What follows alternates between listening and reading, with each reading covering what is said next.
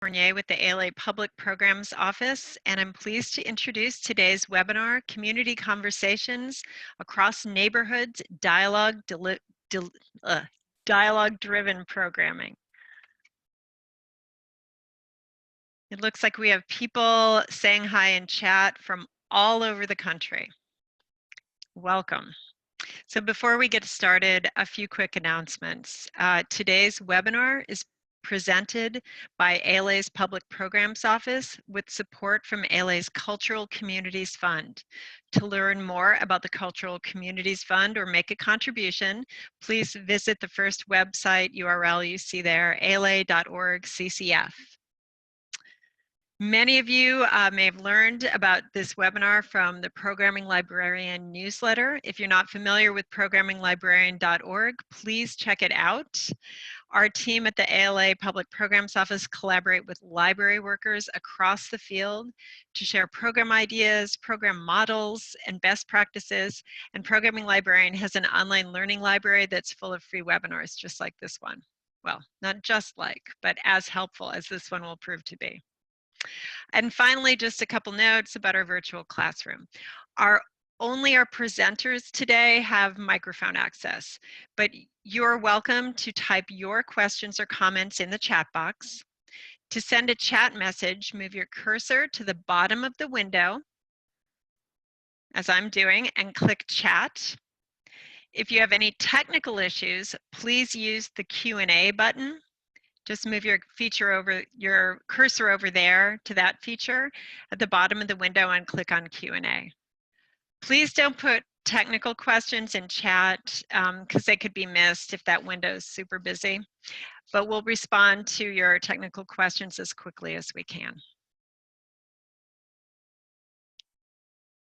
So many of you may be familiar with Libraries Transforming Communities, an ALA initiative which supports the role of all types of library-led community engagement and librarians as agents of discussion, dialogue, and positive change in their communities. Please check out our frequently updated initiative page. You see the URL here, ala.org/LTC, where we continue to work with partners such as the National Coalition for Dialogue and Deliberation to build out resources for libraries just getting started or looking to expand and enrich their current efforts. Today's webinar is exactly the type of impact story and real-world example of taking on the often challenging work of dialogue-driven community engagement that we're so excited to share. Whether you are starting in this work or really looking for ways to get buy-in from your staff and distribute some of the many models that are out there, today's webinar should really give you a toehold into that. So I'd like to introduce now our presenters for our webinar today. Alexandra Kelly Berman is a manager of adult programming and outreach services at the New York Public Library, where she works with library staff across 88 neighborhood branches to introduce programs for local adult communities, including the recent Community Conversations pilot. Alex's background includes expertise in facilitation and oral history. She developed and led New York Public's successful multi-branch community oral history project and worked as a facilitator at StoryCorps. She's launched several youth media projects around New York City, and her MA is from the School of Media Studies at the New School. Nancy Araves is Senior Adult Librarian at the Jefferson Market Branch of the New York Public Library. In this role, she focuses on providing top-notch, discussion-based programming to the Greenwich Village community, centered around information literacy, technology, current events, and classic works of literature. Her MLIS is from Kent State University, where she studied digital libraries. She also holds an MA degree in English Language and Letters from New York University. Andrew Fairweather is a librarian at the New York Public Library's Seward branch in the Lower East Side. Today, Andrew will share with us his belief that the library can serve as a unique platform for discussion about tricky issues and current events. And he says that his interest in any one subject is incredibly unfaithful. He will read almost anything as a result of that. So we're so pleased to have this great team with us here today, sharing just how they took multiple dialogue and deliberation models from training to doing. So with that, I'm going to turn things over to Alex. Thank you, Mary Davis. I'm Alex Kelly Berman, and this is actually my first webinar ever, I should say. I'm used to speaking to huge rooms full of people, and I know that there's a huge room full of people out there. It's just a little bit more virtual. So I also just want to say that the more that we share about the community conversations effort at the New York Public Library, the more we learn. And so I'm really eager to get to that questions part of the program today so that we can share, hear from you all, because I'm sure that there are many of you out there who have tried these programs and are learning along with us. A little bit of background.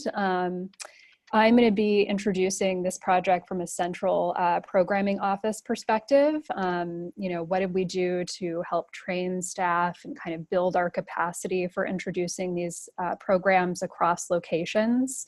And then Nancy and Andrew are going to get into the interesting on-the-ground stuff connected to their specific models for this project. So we have a lot to cover, not too many minutes to cover it in. I'm going to plunge right in. We first introduced our community conversations program at NYPL in March of 2017. And then we introduced a second iteration of this program in June of 2018, and it's still actually happening at a few locations. I'm going to be focusing on the first pilot program because we're still kind of digesting the second, but there's a lot that we're learning. We were really inspired by the library's Transforming Communities materials, which you can find online, but we did adapt them quite a bit along the way to suit our large urban public library purposes, and hopefully have created additional materials that could be used and kind of contributed to the mix. So at NYPL, we have 89 community branches in 3 boroughs, and there are always quite a few decisions that I need to make from my central programming office perspective. When we toss out another initiative like community conversations and tell all of these branches, this is exciting, come on, participate. None of the branch staff that we communicate our initiatives to necessarily need to participate. So one of the main questions that we have to ask is, how do we really make this the type of initiative that staff really want to participate in? And I always come back to 2 things, and I'm going to flip to the next screen as I tell you about them. And let's see if I can flip to the next screen. Okay.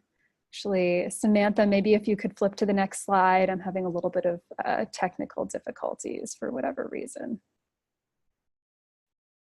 Okay. Oh, there we go. Perfect. So this is kind of a broad outline of what our training and program building and hosting model looked like for community conversations. We designed it to address this question that I just mentioned. How do we make this a sustainable program that branch staff want to participate in and can continue beyond its pilot phase? We did this by building a sense of team and, kind of connected energy between staff so that they were in it together, they were enjoying their experience, learning together. And we also did this by creating a sense of ownership. We didn't really want to create the type of program structure where we said, you need to do it this way. 89 community branches, 89 different communities, and each community is going to pick up the idea of a community conversation program a bit differently. And so we wanted to leave space for the different program models that might kind of emerge from that. So like I said, 3 sections: training, building, which also incorporated quite a bit of training and learning, and then the actual hosting of these programs. I'm going to flip to the end a little bit and tell you, Samantha, there we go. Okay. Round 1, key outcomes. So what actually happened from all of this structure. And then I'm going to kind of break it down a little bit and tell you about the various parts of the training that I just flashed up on the screen. So 45 programs were introduced at the end of this, with an average of 15 people per programming session, which is excellent when it comes to these programs. You don't want massive rooms full of people, though some of them did have massive rooms full of people. We had close to 700 attendees across sessions. There were 40 new or renewed partnerships with local organizations, and we'll get into this in a moment, but partnership building was the key component of these programs. We engaged a cohort of 21 staff from 16 branches, and many of these staff actually started at the beginning and continued throughout. Actually, all of them did. We even started with a group that was just a little bit bigger, anticipating some drop-off. And, you know, another key outcome is something that I can't really numerically define, but there were a ton of amazing group feedback threads throughout this whole process. Candid reflection, making sure that staff know that, you know, there are so many different versions of success when it comes to a program like this. It's not all about the attendance. What happens when you do just have one person in a room, and let's be honest about it, that really emerged as something that, you know, the honest reflection piece was really, really crucial and allowed us to better plan for the second program that we're doing now. So to jump back to that programming outline that I flashed on the screen, starting out with training. And the training suited a couple of different purposes. So first of all, like I said, we wanted to build that sense of team. And we actually did that through the library's Transforming Communities interactive ALA webinars. We made these super interactive by having them be in-person meetups with the group. Now, webinars, I know they might not inherently be like hyper interactive. They're as interactive as we can make them in the virtual classroom. But we actually had Post-it notes on tables. We gave staff the opportunity to kind of have some analog chats going on in the room as the webinars were occurring. We laughed a lot. We set up the room like it might be set up for an actual community conversation in their branch, kind of plunging them into this experience of participating in a conversation right from the beginning. And, you know, we tested out the different models that were introduced in the ALA webinars as well. We also, throughout the training process, identified our whys. What I mean by that, why is the library doing this? And why am I doing this? I being the staff person. If we're just kind of throwing out something from above and saying, this is why the library administration wants this to happen, staff aren't going to develop that interest in making this program as sustainable as they made it.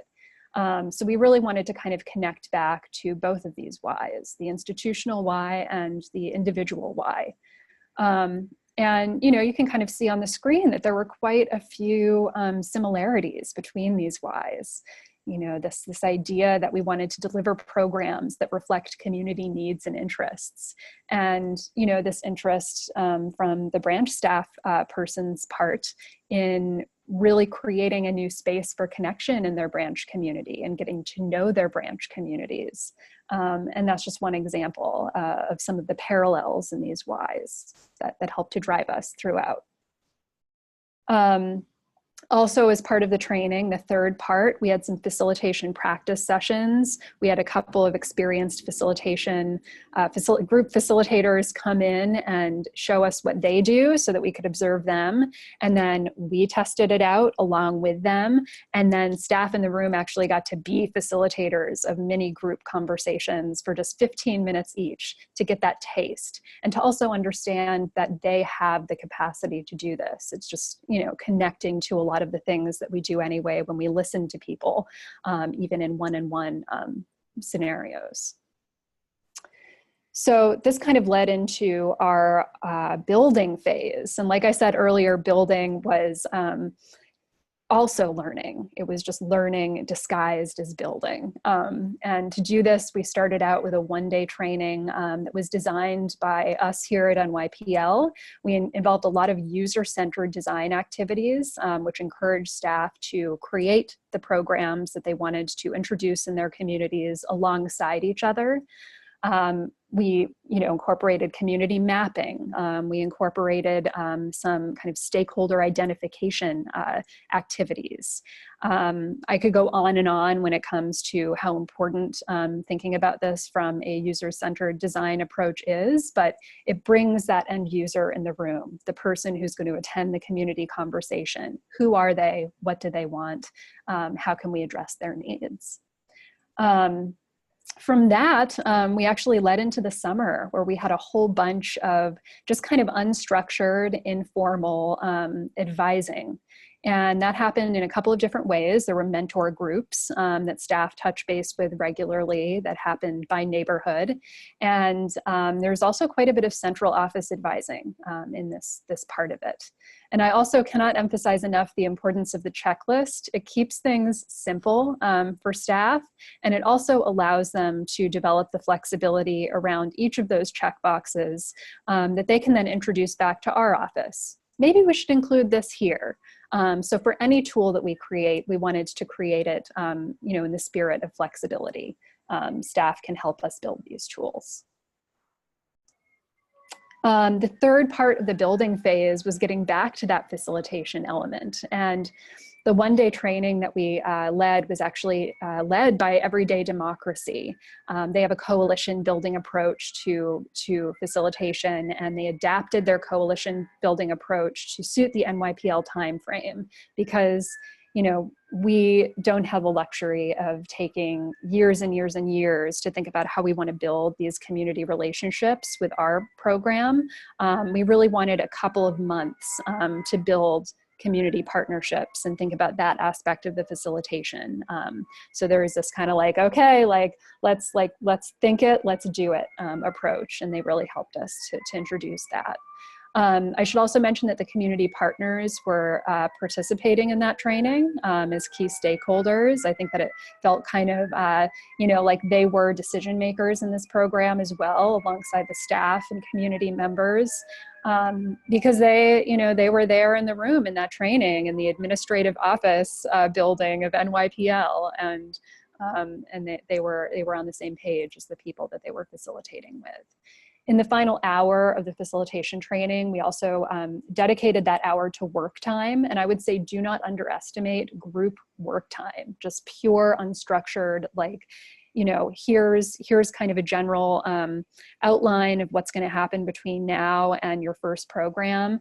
Start to fill it in with your community partner and think about that together. So we did dedicate some time to that as well, which was helpful.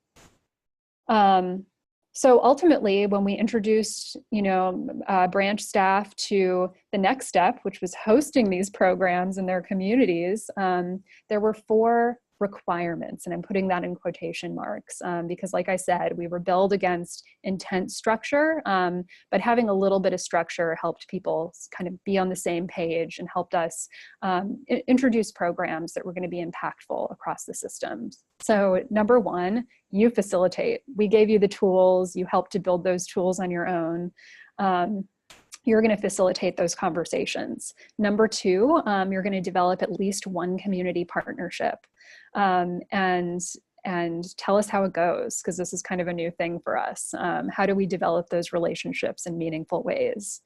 You're going to host a series, ideally 3 or more programs, so that you're not just putting your heart and energy into a one-off program that might not attract an audience initially, but it's something that could be sustainable.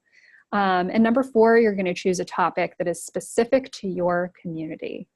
So I'm going to kind of breeze through these next slides so that I make sure to turn it over to Nancy and Andrew, and they can go into depth on the program models that they created, but just kind of across the board, a couple of things that we saw happening outcome-wise in these programs.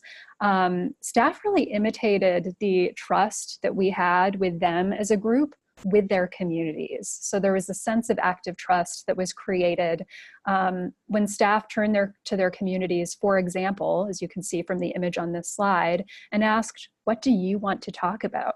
Asking their communities, what is the issue that we should put on the table for you? We don't know, you're the experts. That helped people in communities get on board early on and have a little bit more of a vested stake in these programs from the beginning. The second outcome that we saw, you know, staff really took us up on the community partnership building, and they did it in some really interesting ways. The images on the screen here are just an example at Mulberry Street Library in Soho. The staff person who created that program, they really took a partnership that they had created for an oral history project that they were doing and that had kind of faded away, and they reinvigorated it. And they used it as an opportunity to learn more about how to facilitate a group session, because their community partner ended up being a total pro when it came to that. And so it was a helpful learning opportunity to continue to build those facilitation skills as well. A third hosting outcome was just this idea that these designs for the programs were quite localized. You know, the first image on this slide is connects to a program that was designed in Staten Island, where there's a huge opioid addiction crisis. And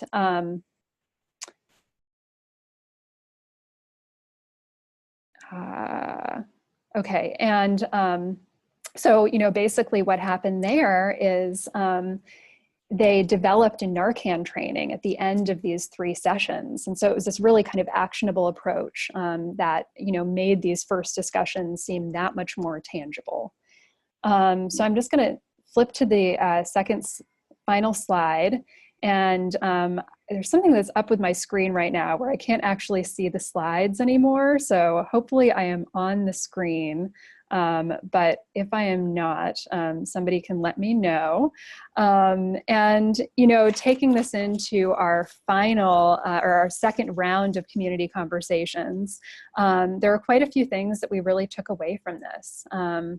There's, you know, this idea that there's a continued community of practice or peer support group that's created with this program. The program shadowing and mentoring became that much more integral to this. And there's also more of an emphasis on partnership building from the first day of training, because we knew it was going to be such an important part of this program. You know, there's a new facilitation training also that was introduced because staff didn't want to be introduced to the same facilitation training. They wanted new skills. So we brought a new consultant on board to lead that training, and they built on the skills that they learned from the Everyday Democracy workshop. So I still can't see the slides in front of me. I'm just going to trust that they're there and that this is working. You know, you have to have faith in the webinar. And I'm going to turn it over to Nancy Araves, who's going to talk a little bit about her program model and how that worked on the ground. Hi, everyone. I'm Nancy Araves, Senior Librarian at Jefferson Market Branch, and I'm going to tell you about how community conversations went in Greenwich Village. Let me just grab the remote control. There we go. Okay, sorry, I was just looking for my little button. There we go. So for round 1 of our community conversations at Jefferson Market, we went with a conversation conference. At Jefferson Market, we have a series of programs we call Jefferson Market University, in which we have faculty, PhD candidates, local scholars come in and teach condensed college courses to our public for free. And it's a really popular program series. So we wanted to sort of build on this existing program in order to strengthen the culture of intellectualism that we have going on in the village, and also to showcase all of the thinkers and doers that we have in our neighborhood. So we'd always had some talk of doing some sort of conference event to do that. So I decided to sort of use the community conversations as a means to finally make that dream happen. So for round 1, we wanted to really posture the library as a marketplace for ideas in the community. We wanted to have a day that was a flurry of activity, lots of people all over the building, engaging in dialogue, maybe consuming information, hopping from room to room, we also wanted people to actually participate. So in the village, you never know who's going to be in the room with you. There's never just one expert in the room. We have a lot of scholars and bohemians and activists and so on. So we really wanted to bring everyone into the fold and just to see what happens. So in building this program, I came up with sort of a three-pronged outreach strategy because we wanted to bring together all different types of neighborhood stakeholders. So the first thing, and probably the easiest thing that we did, was to build on existing relationships. So we reached out to neighborhood stakeholders that we have already worked with. But a little bit trickier than that was to identify opportunities for new partnerships and to bring them into the library for this event, which really could be kind of a networking event.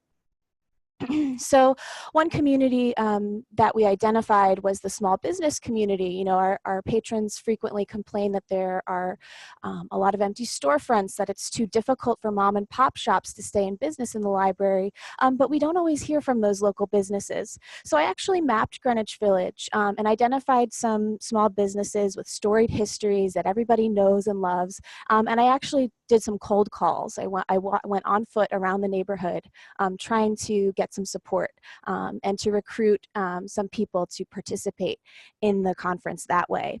And we did identify a few. So we had somebody come in from Murray's Cheese. We had some local historians that document the stories, the histories of mom and pop shops come in as well. But in addition to the small business community, I also have observed that in my neighborhood, there's sort of a demographic segregation by age. So you have a lot of young families living in the neighborhood, parents that are really involved and really active in the schools, but they don't really come to our adult programming. They're mostly acting in the interest of their children, attending children's programs with their kids. So I really wanted to sort of bring our community of seniors, our artistic community, together with the community of parents. So in order to do that, I actually found a staff resource, our children's librarian, who is really super involved and just fabulous. She identified a few people that I could speak with that might be willing to come in and participate in the program. So we actually found a speaker that way. We had an educator come in from the public school block away who actually has done work throughout the city along ecological education. So that was very fruitful as well. And then in addition to actually mapping the village and doing outreach that way, I actually used another technique I'll call inreach to sort of passively attract new collaborators who might not necessarily know what the network is or what the pipeline is to get involved in the programming at the library. So what I used was an open call flyer that kind of looked typical of what you would see in an academic setting, like a call for papers, that basically just had my email address, pitch me an idea, and see if you want to come in and participate as an expert or a speaker or a conversation starter at the conference. And we actually found a few people that way, one of which was a performance artist who came in and did a site-specific, interactive, dialogue-based performance piece in our lobby at the first conference event.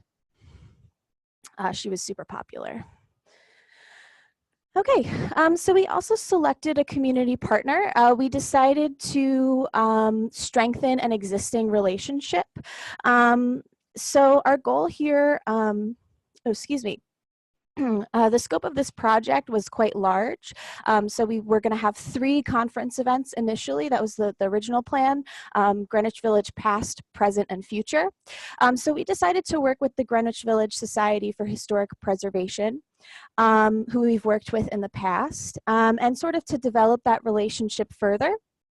And because the scope of the project was so large, we just really needed an all-hands-on-deck approach. So we needed them to help us actually execute the event. We needed more people. We needed a facilitator. We needed more speakers, for example. And then, of course, their marketing always helps because they do have such a strong following in our neighborhood. So they did provide a moderator who attended facilitation training with me. And they also provided a speaker for one of the conference events. That was the organization's director who led a session on landmarks preservation at the first conference. So that brings me to the session structure. Basically, what we had in each conversation that happened throughout the day was we would have session leaders who are the community stakeholders, small business owners, artists, etc. They would act as a sort of conversation starter. So they'd begin with a 10-minute intro to who they are, what they do, what sort of things they deal in the neighborhood. And then from there, a conversation facilitator, which would be myself, our library manager, or our community partner, would open the floor, try to flatten the space, and encourage all participants to discuss the topic at hand. So the role of the facilitator was really key to the success of the event, because the facilitator had to create a welcoming space where everybody felt like they could participate, but also make sure that no one person was dominating the room. And that included the expert who started the conversation. So this was a huge project, and it was totally new on a lot of facets, not just from the conversation or dialogue perspective, but also just from pulling off this scale of an event. It was pretty big, and I learned a lot. So even before the implementation phase, following Alex's lead and sort of keeping in mind her idea that the process is the product, I sort of built in a lot of flexibility into how the program would go. So no one thing was set in stone. So I made a few adjustments after the first conference event. And just to give you an idea, at that first conference, we had the performance in the lobby, in addition to 5 sort of staggered conversations throughout the day on 5 separate topics. So, somebody could attend all 5 10-minute conversation starters, or they could stay and converse for longer. And that was over a 5-hour period. So it was a really densely packed day. And so one thing that I noticed was, because the day was so densely packed, we had, there were definite peaks and valleys throughout the day. So we'd have, one session would have 25 people and another session would have 2 or 3, and that might be disappointing to the speaker. So just in fairness to the speakers who are donating their time, and to stay true to the idea of the spirit of the event, which is to really engage your fellow community members, I decided to reduce the number of sessions per day from 5 or 6 to 3 in the second event. And that also came out of necessity. As the holidays approach in November, December, people are less available. So, we had the first event in October, and then towards the end of last year, it was trickier to get more speakers also for the second round, or excuse me, the second conference event. But we definitely did have that carnival-like atmosphere at the first conference and at the second conference. So we eliminated overlapping events. We also found that positioning one person as an expert in the room sort of dampened the ability to actually have a true democratic discourse among equals. So we wound up with a few hour-long lectures at that first conference. We wound up with an hour-long Q&A session at that first conference, rather than those conversations that we were really going for. And the participants didn't seem to mind, nor did the speakers that we had come in. And one thing I sort of learned from that is that this conversation, this community conversation, dialogue-driven concept for a program is sort of a slippery one. It was slippery for our community partner. It was slippery for me. It was slippery for our public. So it's sort of tricky to really fully communicate that to the participants, especially in marketing materials. So by November, we scaled back, and we also rebranded a little bit. So we changed the name of the program from Greenwich Village Past, Present, and Future to Village Roundtable. So we wanted to sort of create like new language around the program.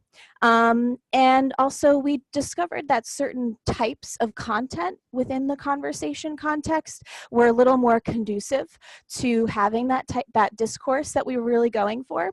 So for example, programs on environmentalism or land use policy or local history were a little bit less conducive to conversation than ones that were a little more abstract, philosophical, zeitgeisty, ideas that really went there, or topics rather that really went there politically, were ones that were a little more conducive toward conversation. So we tried to steer the content in that direction for the second program as well.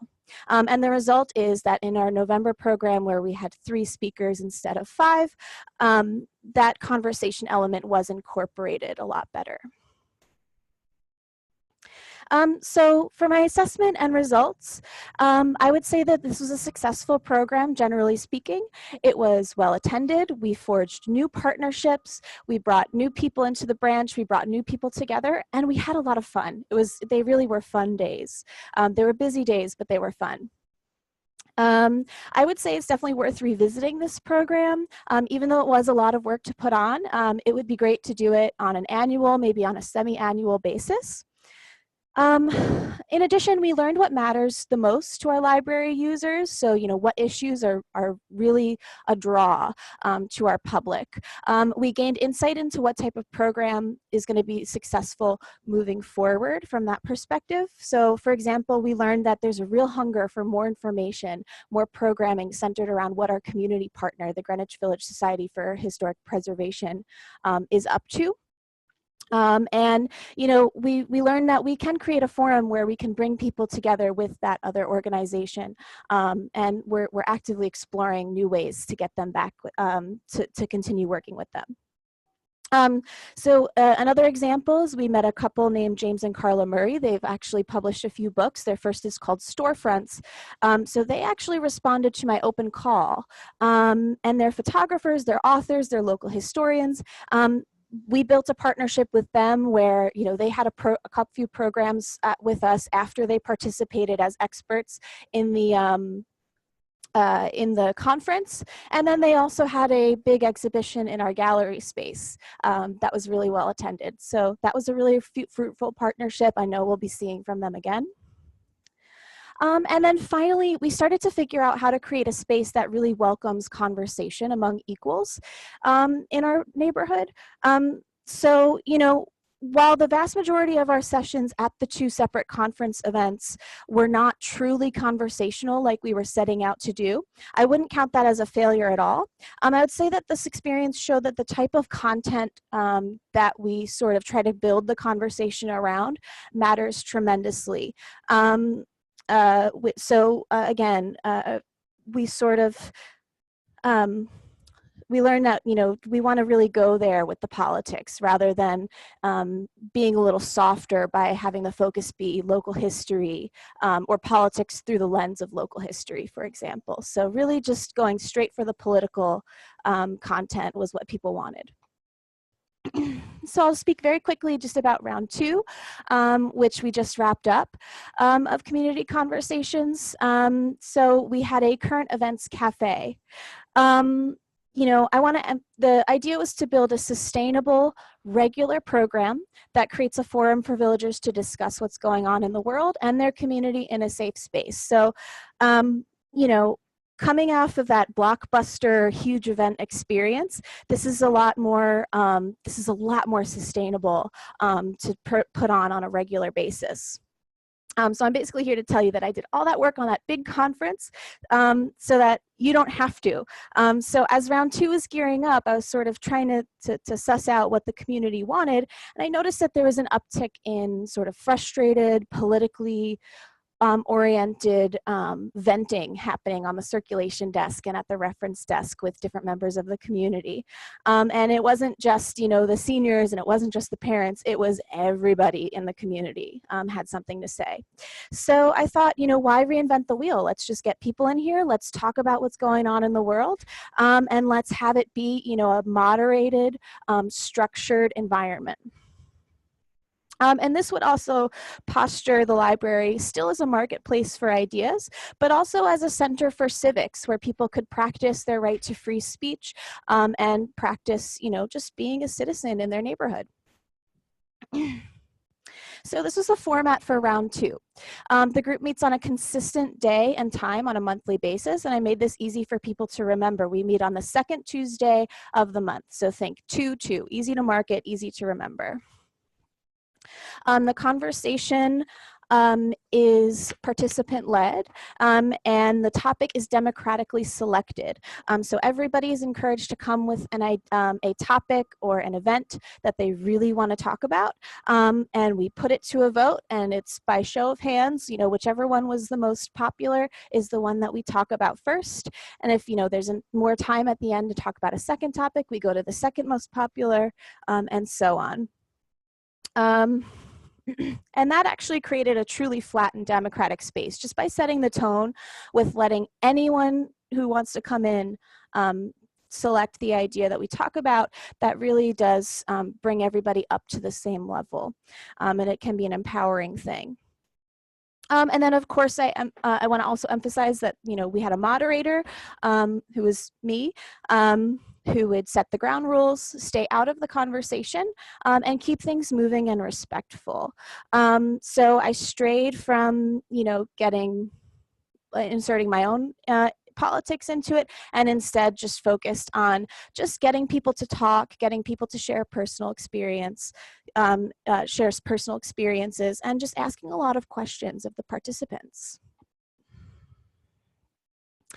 So here's an example of some ground rules. The ground rules I was sort of flexible with, but this is more or less what we have every single time. So I always start with, we're not going to solve any major problems today, and that's okay. There's value in discussion for discussion's sake. So I wanted to emphasize that it's okay just to think out loud. Sometimes, we don't really form opinions about things until we hear ourselves talk about them. So that was, that I think is an important way to sort of set the tone. Always encourage people to have an open mind. One person speaks at a time, which is probably the toughest one to enforce. If you're going to disagree with an idea or opinion, not the person who said it. So it's not personal. We're just talking about ideas here. And always encourage people who speak a lot to speak a little less. Encourage people who speak only a little bit or maybe are a little shy, that it's okay to step up. And of course, to always have fun. And occasionally I would have to set an additional ground rule. So for example, 1 month we talked about the Brett Kavanaugh hearings when he was being confirmed to the Supreme Court, and sort of going into that program that day, even though I didn't know that that was going to be the topic we were going to talk about, I had sort of an inkling that it was bound to come up. It was what everyone was talking about that week. So I did include a trigger warning just to let people know that our conversation might touch on sexual assault. Just be aware that there might be people in the room that might have experienced trauma, and be respectful of that. And that wound up being one of our best conversations. It really was a powerful program.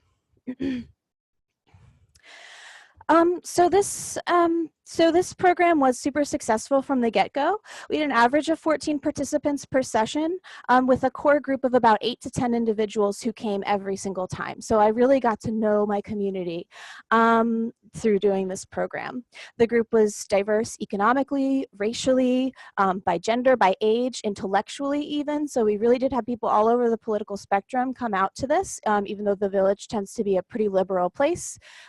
It was kind of surprising because some of the people that were living in the neighborhood that came out that maybe were against the sort of grain.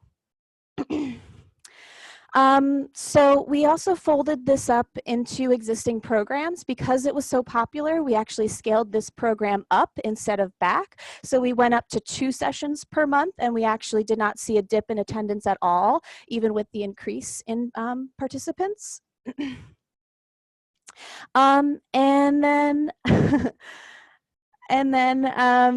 So we folded it in with our Jefferson Market University classes again. So we had classes on politics, and we had this current events be sort of marketed alongside that. So they sort of piggybacked off of each other for the semester.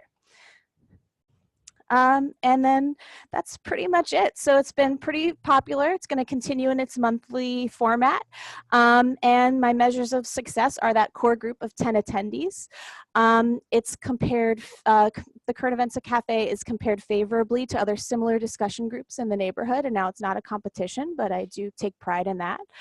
The participants were diverse from the get-go, and they remained diverse even at the end. So we didn't really have a drop-off of those people who had maybe unpopular opinions. They still kept coming. And then participants lingered to talk with each other and myself at the end of each session. So sometimes I would have to be ushering people out the back door of the library because we had closed, because they were just sort of wanting to linger and chat. So it really did build a sense of community. So that is community conversations at Jefferson Market. I'll pass it off to Andrew.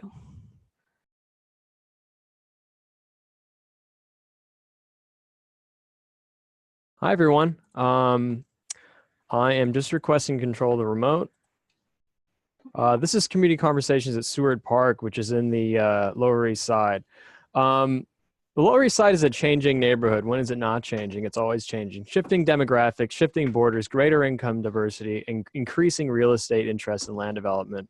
So just getting to know your neighborhood will tell you a bit more about the type of program you're going to be holding for a community conversations program.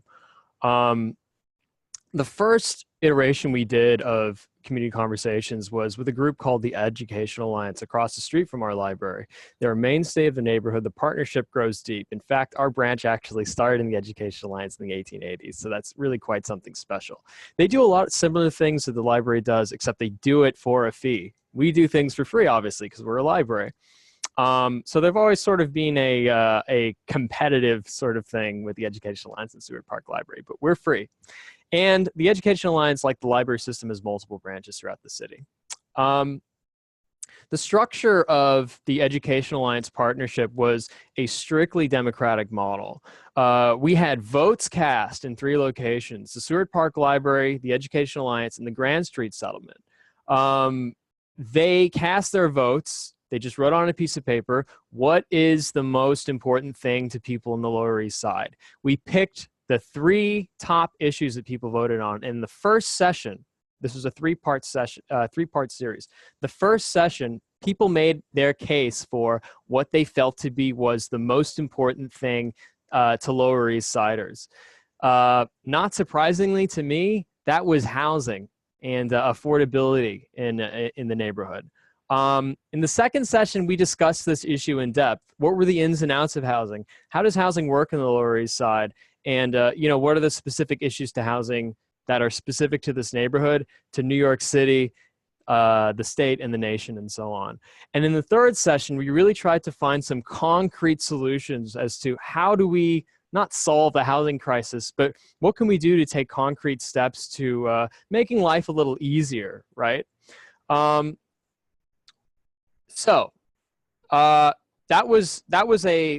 first round was an example of a strictly democratic process that we were engaged in. I'll be going over the drawbacks and the benefits and the drawbacks a little later on. But in round 2, we worked with an organization called the Chinatown Working Group. They're a coalition of smaller neighborhood organizations that advocate for affordable housing. So from round 1, I sort of established that the Lower East Side was incredibly interested in housing and issues of displacement and gentrification as they relate to housing. So the Chinatown Working Group, the great thing about them is they're very knowledgeable and politically active, and they're a politically active coalition with years of roots in the neighborhood. The coalition we worked with included Lower East Side Organized Neighbors, Youth Against Displacement, National Mobilization Against Sweatshops, and Chinese Staff and Workers Association. The form that round 2 took was screenings. We would have screenings, and the screenings would have to do with affordable housing, naturally. The first one we showed was Class Divide, which looked at the Chelsea area. The second screening we had was about the Willets Point area in Queens and displacement as it related to that. The great thing about working with this group is whoever showed up, and this was a huge group. Like I think the first round we had 70 people showing up to the class divide screening. There were always knowledgeable people there. So if anyone had a question, there were other people within the crowd who knew how to answer that question. So we had people coming from all walks of life, some of which actually knew what they were talking about, which was actually quite a rare thing. You had everything from discussion of the issue to expression of the issue, just the way I feel about it, and inquiry. What on earth can I do about it? And it was a 3-hour affair at least. You're showing the film, you're having the Q&A afterwards, and then you're just sort of milling about afterwards, talking to people who attended. The third round of community conversations we do was similar to what Jefferson Market did, which was the article discussion group. We have an article discussion group every month at the Seward Park Library. It doesn't involve community partners, but some of the richest, most freeform conversation occurs at the article discussion groups. It's pretty simple. You discuss issues via reading the article, participants read the article, they show up, and monthly articles are held at the desk. I usually try and find an article that is readily easily found online, right? So that in case people can't get to the library, they can still read the article. And so the structure was it's held monthly. The articles are chosen for the depth of discussion, not the ability to provoke outrage, which is very tricky. Someone asked a really good question earlier on. How do you diffuse conflict? In the article discussion group in particular, the way you diffuse conflict is to contextualize things that people say. Sometimes people say things and they're shocking because they just sort of seem out there, and people aren't really sure how they got there, or they sort of are suspicious of the reasons, are they just merely being provocative, and so on and so on. It's really important to be able to contextualize what people say, be able to place people at a distance from what goes on in the room. I think is very, very important. And of course, the moderator is you and I. We act as the moderators. We did our facilitation training, as Alex Kelly mentioned, with Everyday Democracy, among other organizations. So perhaps your systems can offer a similar service. And that's really it. But moderation is an art, and the more you do it, the more you'll get better at it. So I just want to go over real quickly, because I know we're not incredibly ample in time right now, the pros and cons. The great thing about the Education Alliance is we were able to promote the program through multiple organizational channels. So the Education Alliance, as I mentioned, they have multiple branches, just like the library system throughout the city. Their PR was our PR. So we were able to get a lot of people in. Furthermore, I don't think a lot of people know that we do this sort of thing at public libraries. The Education Alliance, on the other hand, had done more politically oriented programming before. So through a partnership with the Education Alliance, we were able to get past a lot of biases that people had through what is a proper place of the library? Can the library talk politics? People don't know that we can, as long as it's impartial, right? Some of the drawbacks of the Education Alliance is there was a competitive sort of thing around who owns the community conversations name that I really wasn't expecting. So when I did community conversations programs in the future, the Education Alliance sort of got a little ticked off at me for using community conversations again, even though it was an NYPL initiative. Also, the Education Alliance is a donor-run organization. So I remember at many meetings, there were questions about, do we want to offend our donor class, so on and so on, which is not something I'm quite frankly interested in. I believe that whatever people bring up, we should be able to talk about. I think that's incredibly important to the spirit of community conversation. So that was a little awkward. Round two, not as established an organization as Education Alliance, which is, been in the neighborhood for over a century, but the Chinatown Working Group really knows what they're talking about. They are experts at housing, at affordability, at zoning, all these things that most people don't know about. They were amazing at getting the word out. You just have the most dedicated people working for these smaller neighborhood organizations who really care about what they do. The downside to that is they're not paid, usually. They are people who are doing this out of the goodness of their own heart. So it really depends on the efforts they're willing to make.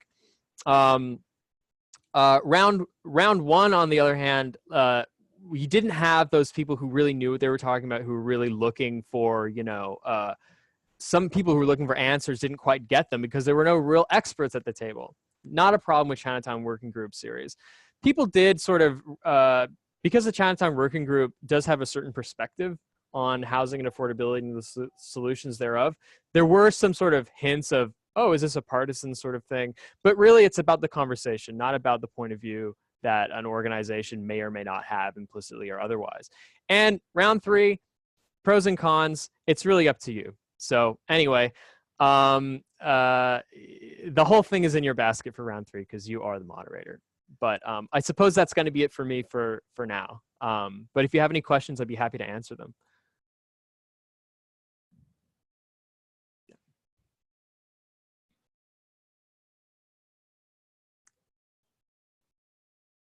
Thanks, Andrew. So we have about 5 minutes left for questions. Feel free to post those in the chat now. I know that there's been quite a few that have already trickled in, and we won't have time to go through all of them, but we are keeping a running doc, and we'll post a document with the answers to the ones we're unable to get to in the Q&A on programminglibrarian.org. So the first question for our presenters is, could you describe what the facilitation training was like and how it went, and if it's available for others to see? So, hi, this is Alex. I guess I'll take a little bit of this question, but I'd also be curious to hear from Nancy and Andrew's perspectives because they attended both of the facilitation trainings. The first facilitation training led by Everyday Democracy was facilitation from the perspective of developing coalitions and, you know, connecting with people throughout the neighborhood, specifically community organizations and individuals who are going to be key stakeholders in these conversations. We did do a bit of role play for conversations, but a lot of it was more focused on kind of that program, larger program facilitation and design aspect. The second facilitation training was kind of a little bit more focused on this micro level of facilitation that you bring with you in your day-to-day. You know, how can we effectively listen to people? How can we effectively inspire people to share? What are, you know, the things that you do if you come across people in your conversation who are blocking other people from participating, whether they're talking too much or being argumentative or, you know, whatever the case is. Nancy and Andrew, do you have anything to add to that? I would just say that some of the most helpful things in the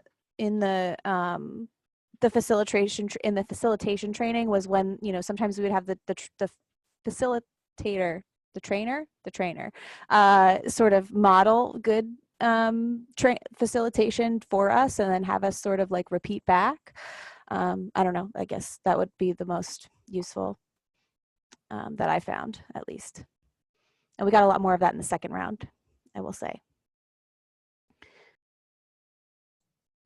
Yeah, I'd just like to second what Nancy said. I really have nothing to add. It was helpful to learn, you know, a bit about how to be a moderator and so on. So if your respective systems can provide that sort of training, it is helpful and it gives people a little bit of confidence, you know. Yeah. And just to add to specifically the second facilitation training was led by Piper Anderson and her organization Create Forward. So it was a different group that came in from the first group. So it was a very different facilitation method and really, really beneficial to hear that method and understand that there are so many different ways that we can approach facilitation from.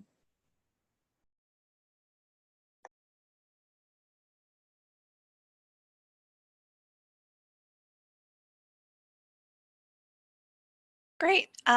So it looks like we are about out of time. Mary? Sure. I just want to thank everyone for coming today, for turning up for this. Thank you, New York Public Library team.